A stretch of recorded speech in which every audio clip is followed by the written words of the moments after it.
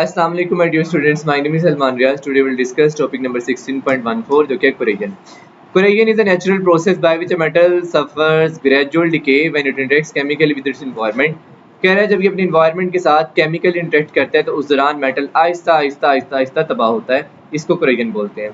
The metal surface becomes coated with oxide, sulfides और carbonate.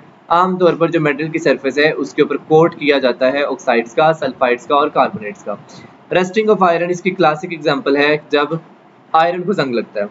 क्या react होता है आयरन के साथ जब ऑक्सीजन और वाटर एटमॉस्फेयर के अंदर मॉइस्चर जो मौजूद होता है, जब ये लोहे के साथ रिएक्ट करते हैं तो जंग लगता है. तो इस दौरान बनता क्या है, बनता है forms hydrated iron 3 oxide Fe2O3 ferric oxide. जब बनेगा तो उस दौरान हाइड्रेटेड आयरन 3 बनता है, इसको रस्ट बोलते हैं Fe2O3. रस्ट स्पोरस होता है और कहता है इस दौरान ये एयर और मॉइस्चर को अलाउ करता है to reach fresh metal underneath, जो उसके नीचे फ्रेश मेटल मौजूद होती है उस तक पहुंचने में, और वहां कोरिजन स्टार्ट कर देता है, उसको तबाह करना शुरू कर देता है. ऑक्सीजन और water both required for electrochemical reactions. कहता है ऑक्सीजन और वाटर इन केमिकल रिएक्शंस के लिए दोनों ही चाहिए होते हैं. Electrochemical reaction of rusting. Rusting में electrochemical reaction. Iron loses electron to form Fe2+ ion. Oxidation at anode. Anode के ऊपर आयरन अपने इलेक्ट्रॉन लूज करेगा और ऑक्सीडेशन हो जाएगी. ये रहा आयरन Fe, ये इसने 2 इलेक्ट्रॉन लूज किए. अब 2Fe इसलिए क्योंकि इक्वेशन के लिहाज से बैलेंसिंग करनी होगी, इसलिए ये 2 मल्टीप्लाई हो रहा है यहाँ पर. ये 2 इलेक्ट्रॉन लूज करेगा, अगर 2 आयरन फिर 4 इलेक्ट्रॉन लूज कर देंगे तो नोड के ऊपर इसकी ऑक्सीडेशन हो जाएगी. उसके बाद ऑक्सीजन ये इलेक्ट्रॉन गेन कर लेगा पानी की मौजूदगी में, तो हाइड्रोक्साइड आयन बन जाएगा. ऑक्सीजन पानी की मौजूदगी में इन चारों इलेक्ट्रॉन को गेन करके 4OH नेगेटिव आयन बना देगी. ये रिएक्शन तकरीबन मेरा ख्याल 15वीं 20वीं दफा आ रहा है इस चैप्टर में. अगर आपने एक दफा अच्छे से याद किया तो बार बार यही वही रिएक्शन घूम रहा है.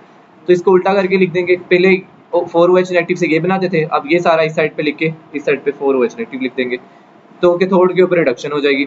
अब कह रहा है कि Fe2+ जब रिएक्ट करेगा OH नेगेटिव के साथ और मोर ऑक्सीजन और वाटर इस दौरान यूज होगा तो रस बन जाएगा. Fe2+ ने OH नेगेटिव के साथ मिलकर बना दिया फेरस हाइड्रोक्साइड, और ये फेरस हाइड्रोक्साइड ऑक्सीजन और वाटर से मिलकर बना देगा फेरिक हाइड्रोक्साइड. तो इस दौरान ये जो फेरिक हाइड्रोक्साइड है ये रस्ट का काम करेगा. FeOH3 is a rust, ये रस्ट है. Hydrated iron 3 oxide. This process will continue until all the metal corrodes even given दो टाइम. जितना इनफ टाइम आपने दिया है तो उस दौरान ये मेटल जो है वो आहिस्ता आहिस्ता आहिस्ता आहिस्ता करोड होता जाएगा FeOH3 की फॉर्मेशन के साथ. किस तरह से कोरिजन से बचा जा सकता है? आमतौर पे आपने घरों में देखा होगा जंग से बचाने के लिए आप कोटिंग करते हो मेटल सरफेस को, पेंट के साथ करते होगे या उस पर ग्रीस लगा देते होगे. Prevent contact with atmosphere. Atmosphere के साथ कंटैक्ट को खत्म करने के लिए बैरियर्स लगाए जाते हैं. पहला है ग्रीसिंग और painting. Physical barrier of oil, grease और paint prevents oxygen hydrogen reaching the metal surface. जब आप उस सरफेस के ऊपर ऑयल लगा दें, ग्रीस लगा दें या पेंट लगा दें तो मेटल सरफेस तक वाटर और ऑक्सीजन नहीं पहुंच पाती. वाटर से मुराद यहाँ पर मॉइस्चर है. गैल्वेनाइजेशन का मतलब ये है अब आयरन जो स्टील जो है उसको मोल्टन जिंक के अंदर डिप कर लें, फिर जिंक की लेयर उस स्टील के ऊपर डिपॉजिट कर दें. ठीक है, मेटल के ऊपर एक और मेटल की लेयर चढ़ा दें तो प्रिवेंट्स रस्टिंग. इससे रस्टिंग प्रिवेंट होगी. Tin cans equal steel coating with tin. Tin cans में क्या होता है, स्टील को कोट कर दिया जाता है विद टिन के साथ, आपने अक्सर देखा होगा. Sacrificial protection. कह रहा है कि जब आप जिंक और मैग्नीशियम जैसे रिएक्टिव मेटल को किसी दूसरे मेटल के ऊपर चढ़ा देते हो ना, तो आप सैक्रिफिशियल कहते हैं कुर्बानी देना, तो जिंक कुर्बानी दे देता है. कहता है जो असल मेटल है उसको बचा लेगा, उसकी जगह करोड़ हो जाएगा.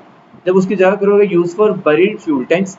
कह रहा है जो ज़ेरे ज़मीन आपने टैंक दबाए हैं उनको बचाने के लिए, पाइपलाइन जो बिछाएंगे उनको बचाने के लिए, और जो शिप के हल्स होते हैं उनको बचाने के लिए, उनके ऊपर आप क्या करते हो, सैक्रिफिशियल प्रोटेक्शन जिंक और मैग्नीशियम की कोटिंग कर देते हो.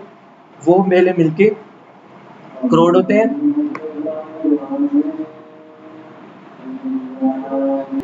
Protect metals from rusting and from reaction with organic acids. तो कह रहा है जब आप इस तरह से इसको क्या कर लोगे, नहीं ये तो नहीं था, इलेक्ट्रोप्लेटिंग में नहीं थे हम लोग, सॉरी बच्चों, अजान का वक्त आ गया था तो इस वजह से चीज़ें थोड़ी आगे पीछे हो गई हैं. अच्छा, उसमें कह रहा है कि सैक्रिफिशियल प्रोटेक्शन के दौरान जब एक रिएक्टिव मेटल किसी के ऊपर उसकी कोटिंग कर देते हो आयरन की बजाय, तो उस दौरान कह रहा है ये जिंक और मैग्नीशियम पहले वाटर मॉइस्चर के साथ मिलकर कोरेट करेगा और ये एक प्रोटेक्टिव लेयर उस मेटल के ऊपर बना देगा और उस मेटल को करोड होने से बचा लेगा. कह रहा है कि इस्तेमाल होती है बरेड फ्यूल के टैंक्स के अंदर, जो ज़ेरे ज़मीन आपने फ्यूल के टैंक दफन किए उनमें, पाइपलाइंस में और शिप हल्स को बचाने के लिए। दूसरा प्रोसेस है इलेक्ट्रोप्लेटिंग। इलेक्ट्रोप्लेटिंग का मतलब ये है कि आप प्रोटेक्टिव मेटल की लेयर इलेक्ट्रोलिटिकली उसके ऊपर डिपॉजिट कर दो। कह रहा है कि अभी हमने पढ़ना है इलेक्ट्रोप्लेटिंग क्या होता है। सैक्रिफिशियल प्रोटेक्शन का मैकेनिज्म ये है, जिंक और मैग्नीशियम ज्यादा रिएक्टिव आयरन की निस्बत। कह रहा है यही इनकी रिएक्टिविटी का डिफरेंस की वजह से दो मेटल्स की तो cause current to flow between them. तो एज अ रिजल्ट क्या होगा, करंट इन दोनों के दरमियान फ्लो करेगा, producing corrosion on the more active metal. और इस दौरान जो एक्टिव मेटल है उस पर कोरोजन प्रोड्यूस हो जाएगी, protecting the less active metal. और जो लेस एक्टिव मेटल है उसको बचा लिया जाएगा, जैसा कि आयरन। रस्टिंग के दौरान हमें साइमल्टेनियस प्रेशन चाहिए होती है, तो एक ही वक्त में दोनों चीज़ें चाहिए। ऑक्सीजन भी एक ही वक्त में चाहिए और साथ मॉइस्चर भी चाहिए, ये दोनों एसेंशियल हैं। अगर सिर्फ ऑक्सीजन और मॉइस्चर ना हो तो रस्टिंग नहीं होगी, सिर्फ मॉइस्चर और ऑक्सीजन ना हो तो फिर भी रस्टिंग नहीं होगी। दोनों एसेंशियल है एक ही वक्त में। Iron does not rust in dry air alone. अगर खुश्क हवा है, मॉइस्चर नहीं है, तो फिर भी आयरन रस्ट नहीं करेगा। और अगर nor in water completely free of dissolve oxygen, अगर उस वाटर में तो है डिप किया हुआ लेकिन वहां उसमें डिजॉल्व ऑक्सीजन नहीं है तो फिर भी रस्टिंग नहीं होगी। Zinc will crore note the iron. कह रहा है सैक्रिफिशियल के दौरान जिंक करोड करेगा और जिंक ज्यादा रिएक्टिव होता है एक्टिविटी सीरीज में आयरन की निस्बत। When the two metals are in contact, जब दोनों मेटल एक दूसरे से कांटेक्ट में होंगे तो iron act as a sacrificial anode, तो आयरन कुर्बानी के तौर पर, कुर्बानी के बकरे के तौर पर काम करेगा। It preferentially oxidise and corrodes, ये प्रिफरेंशियली क्या करेगा, ऑक्सीडाइज हो जाएगा और करोड होना शुरू होगा, जबकि आयरन को बचा लिया जाएगा इसमें। यही प्रिंसिपल है गाल्वनाइजेशन के अंदर जो यूज होता है और सैक्रिफिशियल प्रोटेक्शन के अंदर। नेक्स्ट टॉपिक है electroplating. Electroplating is a process in which a metal is deposit other metal electrolytically. एक ऐसा प्रोसेस जिसमें एक मेटल के ऊपर दूसरे मेटल की लेयर चढ़ा दी जाती है लेकिन इलेक्ट्रोलिटिक सेल के जरिए से। अब इसका मेन पर्पज ये है decoration. Deposit noble metals gold और सिल्वर आप चढ़ाना चाहते हो inexpensive metal to enhance beauty in appearance. एक इनएक्सपेंसिव जो मेटल महंगा नहीं है उसके ऊपर आप गोल्ड और सिल्वर की अगर डिपोजिशन कर दोगे तो उसको डेकोरेट करने में, उसकी अपीयरेंस और ब्यूटी को बढ़ाने में आप काम कर सकते हो। प्रोटेक्शन में मेटल को रस्टिंग से बचाने के लिए इस तरह से क्या होगा, वो उसको मेटल को रस्टिंग से बचाएगा और साथ ही साथ ऑर्गेनिक एसिड्स के रिएक्शन से भी महफूज करेगा। रिपेयर के लिए इस्तेमाल कर सकते हो weld broken machinery parts bye electro deposition, copper, silver, chromium, निकल, गोल्ड और कॉमनली यूज। वेल्डिंग के दौरान जो टूटे हुए हैं मशीनरी पार्ट्स उनको जोड़ने के लिए तो आप क्या कर सकते हो, इलेक्ट्रो डेपोजिशन की मदद से इन सारे मेटल्स को वहां डिपॉजिट कर सकते हो। प्रोसीजर क्या है, वन बाय वन इसके 4 स्टेप हैं। आर्टिकल को सबसे पहले तो कहता है सैंड से क्लीन करें, देन वॉश, पहले उसको रेत से साफ करें, फिर उसको पानी से धोएं कास्टिक सोडा के साथ, कास्टिक सोडा के सोल्यूशन के साथ, और फिर बहुत ज़्यादा पानी के साथ। फिर क्या करें, उस आर्टिकल को जिसको प्लेट करना है मेड द कैथोड, उसको कैथोड बनाएं। मेटल टू बी डिपॉजिटेड, और जिस मेटल को डिपॉजिट करना है उसको नोड बनाएं। Electrolyte the salt solution of the metal being deposit, और इलेक्ट्रोलाइट क्या होगा, उस मेटल का साल्ट सोल्यूशन होगा जिसको आप डिपॉजिट करना चाहते हैं। सेटअप में द इलेक्ट्रोलाइटिक टैंक, और सीमेंट, ग्लास या वुड के जो इलेक्ट्रोलाइटिक टैंक है उसके अंदर ये सारा सेटअप लगा लें। फिर इलेक्ट्रिक करंट पास करेंगे, thin layer of noble metal deposit on the article at the cathode. तो एज अ रिजल्ट क्या होगा, वो जो नोबल मेटल आप डिपॉजिट करना चाहते हैं वो उस आर्टिकल के ऊपर जाके डिपॉजिट हो जाएगी। प्रॉपर्टीज ऑफ गुड इलेक्ट्रोलाइट क्या होती है, इसको पानी में अच्छे से सॉल्युबल होना चाहिए, गुड कंडक्टर ऑफ इलेक्ट्रिसिटी होना चाहिए, not easily oxidise reduce to hydrolyse, इसको आसानी से ऑक्सीडाइज रिड्यूस या हाइड्रोलाइज नहीं किया जाना चाहिए, और ये महंगा भी नहीं होना चाहिए। कंडीशंस फॉर गुड डिपॉजिट्स के लिए इनकी करंट डेंसिटी बहुत ज़्यादा हाई होनी चाहिए, इनका टेम्परेचर लो होना चाहिए, और इनकी हाई कंसंट्रेशन होनी चाहिए द मेटल इन इलेक्ट्रोलाइट, और जो इलेक्ट्रोलाइट मेटल का जो इलेक्ट्रोलाइट है उसमें इसकी कंसंट्रेशन हाई होनी चाहिए। अब group of chemically unreactive valuable metals और नोबल मेटल्स। जो अनरिएक्टिव वैल्यूएबल मेटल्स होते हैं उनको नोबल मेटल्स बोलते हैं, जिसमें गोल्ड है, सिल्वर है, प्लैटिनम है, महंगे भी होते हैं, अनरिएक्टिव होते हैं। Their unreactivity makes them ideal for decorative protective plating, इनको आमतौर पर डेकोरेटिव प्रोटेक्टिव प्लेटिंग के लिए यूज किया जाता है। देखते हैं जी इसको बुक में भी किस तरह से ये सारा सेटअप होता है। ये रहा जी आपका, अगर ये है एक इलेक्ट्रोप्लेटिंग का टैंक जिसके अंदर आप एक नोड रखा है और एक चम्मच रखा है जिसको आपने इलेक्ट्रोप्लेट करना है। तो इस दौरान कह रहा है कि जिसको आपने इलेक्ट्रोप्लेट करना है उसको कैथोड बनाएं, और जिसकी इलेक्ट्रोप्लेटिंग करनी है उसको नोड बनाएं, और जिस मेटल की इलेक्ट्रोप्लेटिंग करनी है उसका salt as a electrolyte use करें।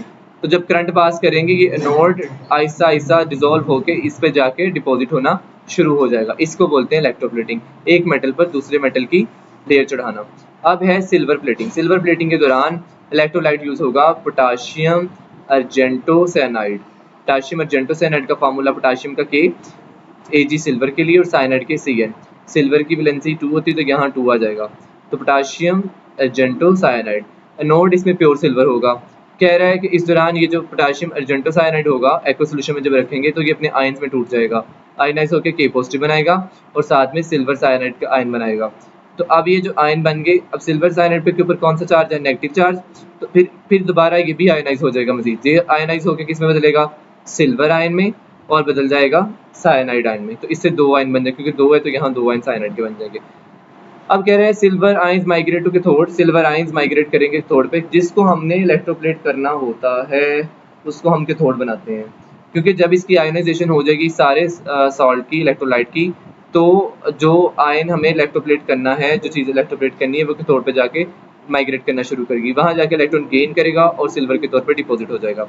जबकि साइनाइड एनोड की तरफ जाएगा, सिल्वर के साथ रिएक्ट करेगा और AgCN बना देगा, सिल्वर साइनाइड बना देगा, फिर combine with KCN potassium cyanide के साथ कंबाइन करके दोबारा से आपको पोटेशियम अर्जेंटो साइनाइड आपको दे देगा।